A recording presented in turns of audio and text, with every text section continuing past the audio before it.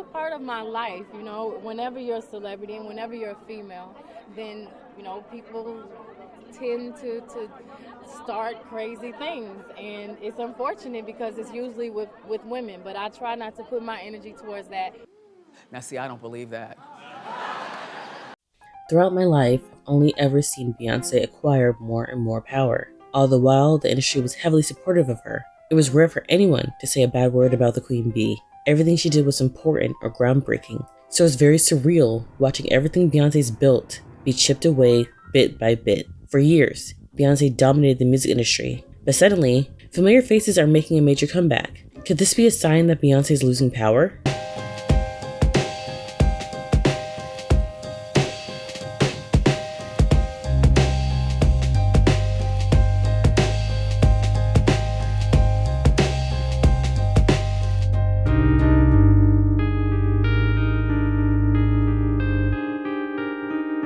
Following Disney's Child's Survivor era, Beyonce's father Matthew Knowles negotiated a deal with Columbia Records allowing for all solo efforts or group albums to be co-released through his indie label, Music World Entertainment, in partnership with Columbia. Consequently, Beyonce's 2003 debut project Crazy in Love and the preceding solo efforts from Michelle and Kelly generated greater profits for her family. This proactive approach extended to Beyonce's film soundtracks, with Matthew overseeing music for Carmen, a hip opera, The Fighting Temptations, and the highly successful Dreamgirls. These early moves demonstrated a clear pattern of the Knowles family securing increased control and a large share in Beyonce's projects whenever possible. I could say a lot about Matthew, but he set Beyonce up pretty good. It's really hard to say.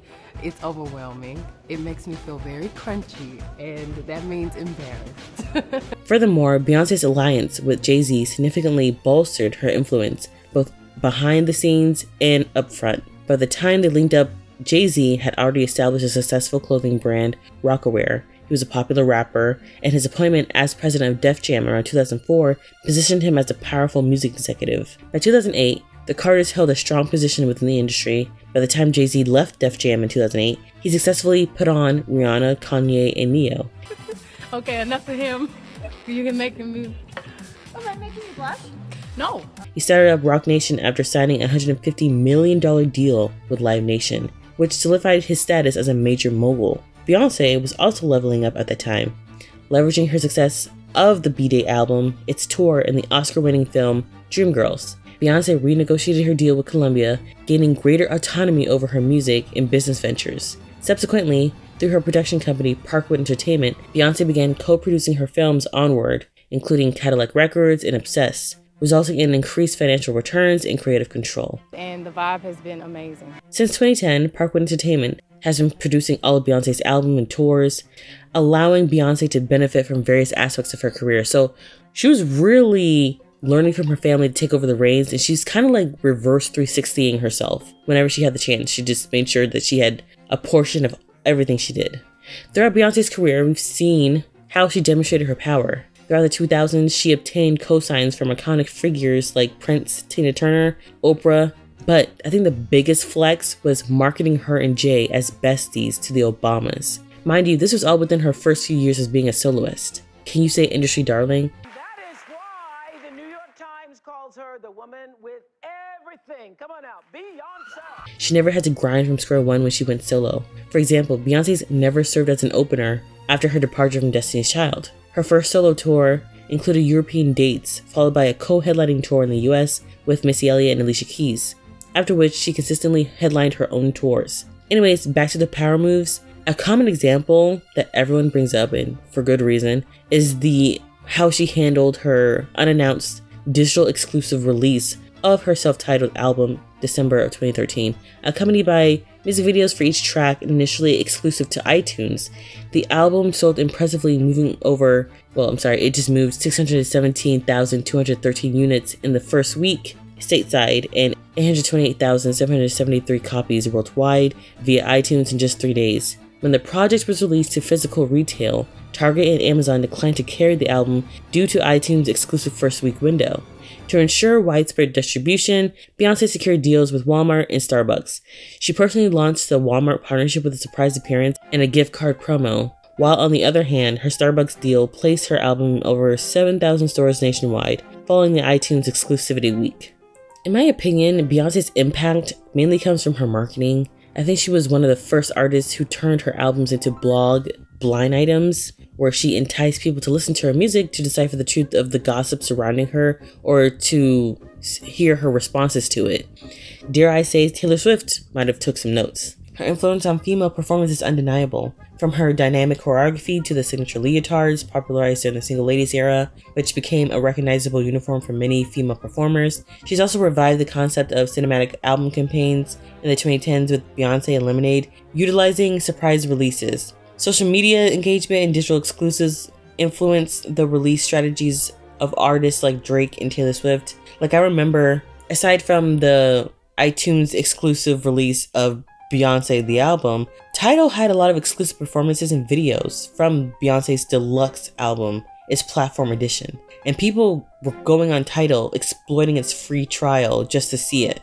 Furthermore, she's partly why festival performances have been major cultural events. Beyonce is also credited with forming a new way to be elusive and private during the social media era. You know, she navigated her privacy well in the social media age. And of course, Beyonce is a major gatekeeper in the music industry, mainly in the black side of things. If you want any type of success, chances are you needed the blessings from either the Carters, Diddy, L.A. Reid, or like a Timbaland. Well, I guess now it's just Timbaland because everyone for some reason is getting caught up in something.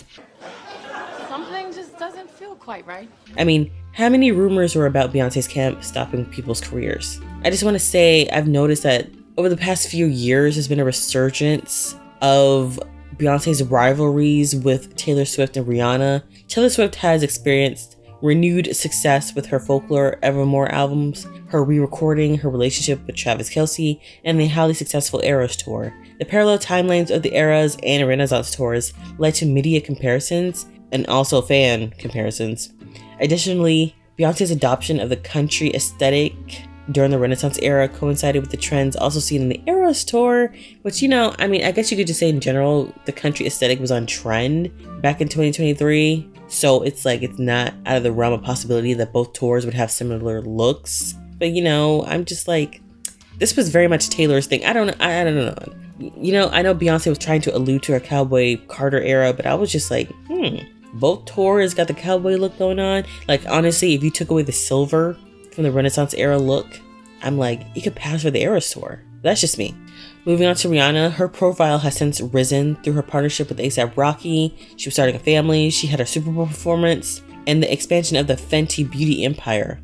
Another notable parallel emerged when Fenty Hair launched around the same time as Sacred, Beyonce's hair care brand, reigniting comparisons that had been plaguing both of their careers. Now, it's been speculated for a while that Rihanna would expand her empire into hair, and Beyonce's been dropping hints about Sacred like a year prior to its debut. So despite the fact that these brands were highly anticipated, no one thought Fenty Hair and Sacred would launch so close to one another. It was a perfect situation to spark up a new round of comparisons. It's been 12 years, oh my God. A match Beyonce didn't really win. Honestly, it's not like she definitively lost, but it seemed like Sacred came and went. However, when compared to Taylor, Beyonce didn't stand a chance. I mean, it wasn't that Beyonce was doing bad, but Taylor was doing so much better. In touring numbers, box office numbers, album sales, like, it was crazy. How do we fix this? Because this is a very big problem. But as I digress, what's really funny right now is how a lot of older rivals like Ashanti, A-Marie, and Carrie Hilson have all been making comebacks simultaneously. The historical conflicts between these women and Beyonce are well documented. Regarding A-Marie, a long-standing rumor suggests Beyonce appropriated A-Marie's go-go musical style for her debut single, Crazy in Love. This rumor gained traction online, particularly during the 2010s when Beyonce's plagiarism accusations were rampant. At that time, Beyonce was releasing 4 self-titled, Lemonade, everything throughout the 2010s, and lawsuits and accusations of plagiarism became very common with each era. Matter of fact, I remember the morning shows would always cover the accusations, whatever the latest accusations, and it was like a tradition every album cycle. Beyonce is again being accused of stealing. Now to the accusations that Beyonce may have stolen her moves for the video of her new single, Countdown. Beyonce accused of ripping off her Billboard Awards performance. somebody is suing Queen Bey for allegedly stealing her song XO. Given this existing sentiment, some online commentators revisited her earlier work, alleging similarities between Crazy in Love to Amerie's One Thing. Also, at times, Amerie herself would allude to people copying her sound, so people would use that as a quote-unquote proof that Beyonce copied her sound. However, I don't remember any of these accusations happening in real time when Crazy in Love and One Thing dropped. But the man who produced both tracks, Rich Harrison, worked with multiple artists giving them similar sounds. So it's like, what can you do, right? It is what it is. The next rival I want to talk about is Ashanti, a pop star who experienced significant success in the early 2000s. She was even labeled the First Lady of Murder, Inc. She was frequently compared to the newly solo Beyonce due to their similar looks. They worked in the same genre, and they both had similar career strategies. So it's like they both did film, did music, brand endorsements, all that stuff. So it's like it's easy to compare. Despite Ashanti's initial success, her career trajectory was impacted by her label's legal issues. Recent attention has focused on her rekindled romance and marriage to Nelly, as well as her announcement of new music. A few months back, Ashanti was on American Idol, where she performed a medley of her hits, and she announced that she was dropping new music, but she wasn't the only one making a comeback. Carrie Hilson announced her return to music around the same time through a series of social media posts that had the internet buzzing. Hilson's career was rumored to have been blackballed after she sneak dissed Beyonce on the Turning Me On remix. It's a mismatch. You got a much better fit. I mean, she's a lovely young lady, but you should take her 2 out of 3 times. I think I am a little bit bigger. Hilson later clarified that she was pressured to sing lyrics she didn't want to, and that she didn't even write it.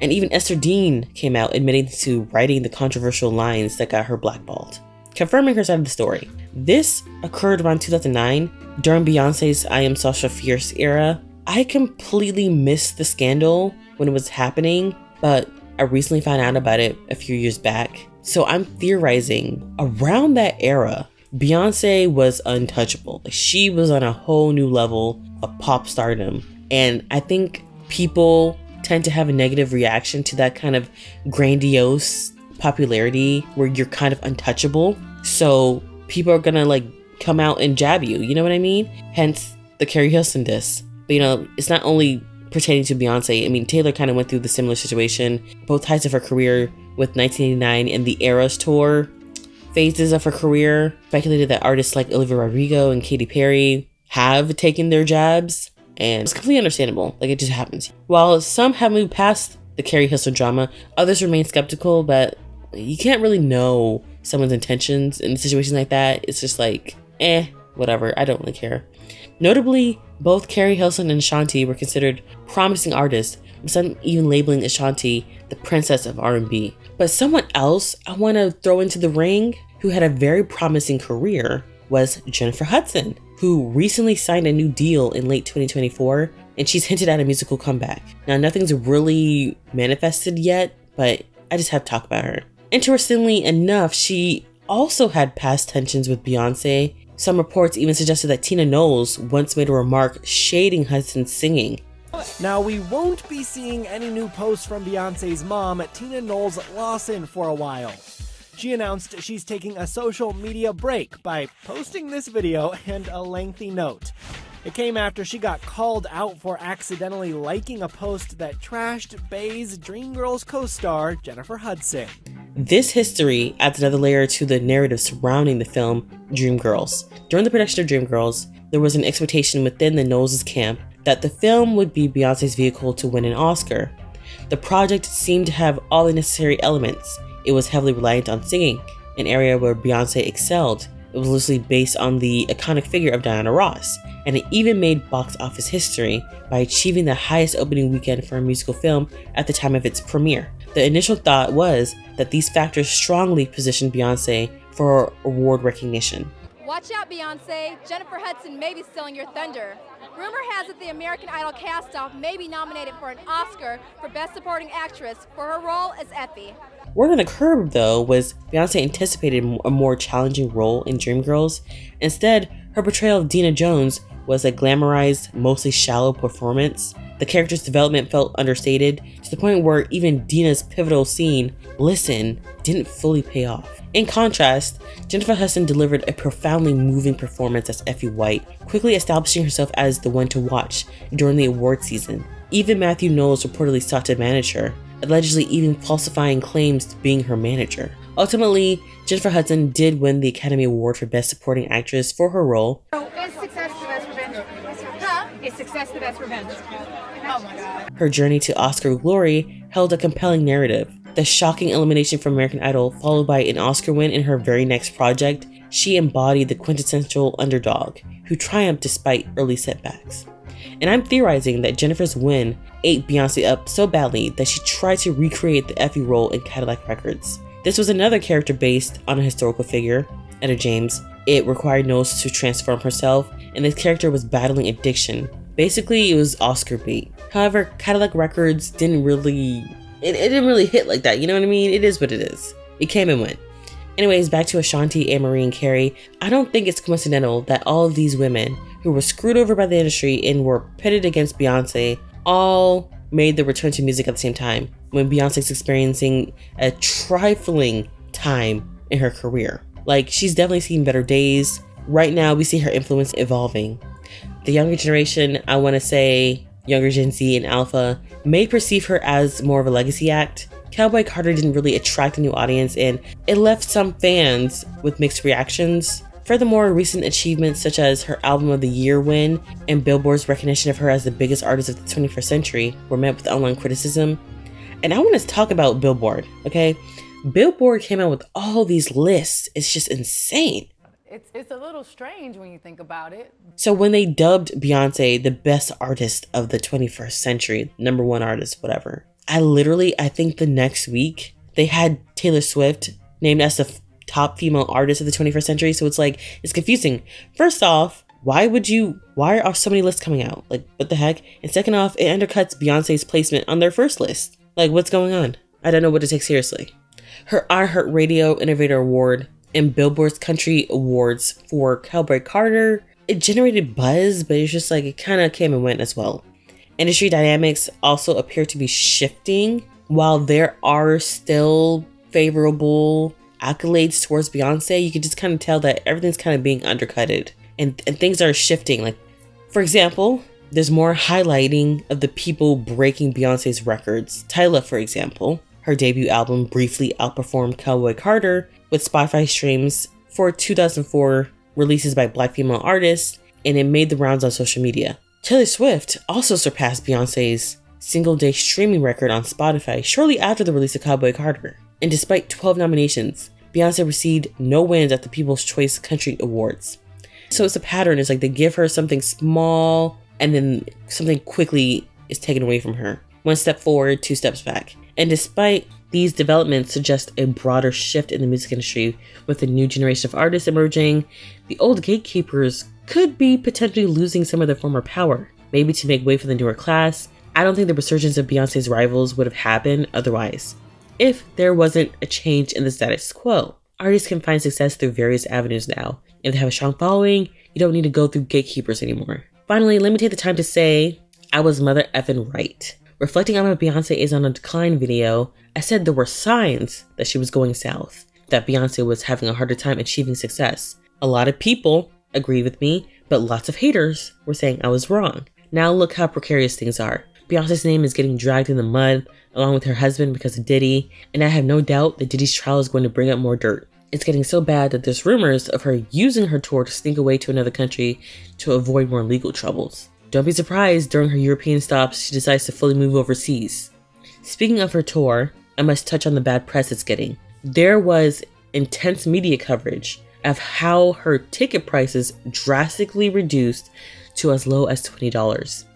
This is for my fellow Beehive out there. I just want to let you guys know that you can go on TickPick right now and get tickets for as low as $23 for the Beyonce concert.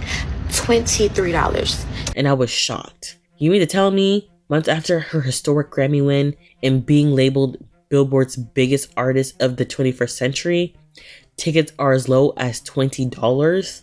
That must mean the demand wasn't there like that. Well, maybe the demand wasn't there for her $4,000 tickets, Maybe that's a better understanding of the situation. Like, it's actually funny imagining how all those scalpers who thought they were going to get a major payday, copying up all those tickets, have now realized no one's willing to pay that much for them, so they have to drastically reduce them to like $20 tickets, $40 tickets. Like, it's kind of funny.